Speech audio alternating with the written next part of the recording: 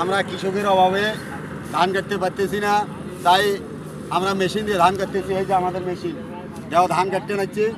ধান কাটার পরিবর্তে আমরা এই ধান আমরা বাড়ি বাড়ি পৌঁছে দিবে নাচ্ছি। খুব প্রচুর বৃষ্টি হয় আমাদের নামা এলাকায়।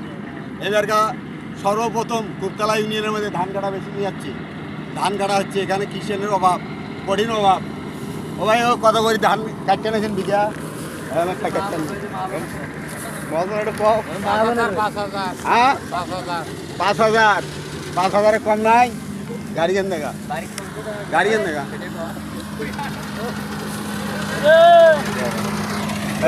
এই যে আমাদের ভাইসটা মেশিন নিয়ে যাচ্ছি, মেশিন নিয়ে এই যে ধান কাটছে না, একটু ধান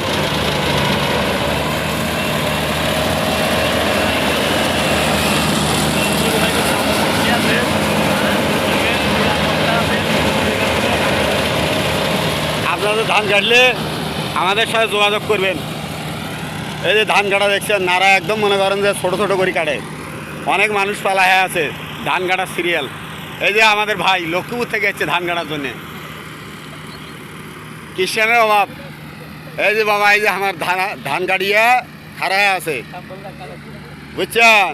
এই যে নারা দেখো ছোটো ছোটো করা আছে নারা, পলের কোনো সমস্যা নাই একদম। দেখেন এই যে পল, ধান বাড়ি বাড়ি দিয়ে আসছে, যে বাড়ি একদম বাড়ি যা ধান দিয়ে আসে।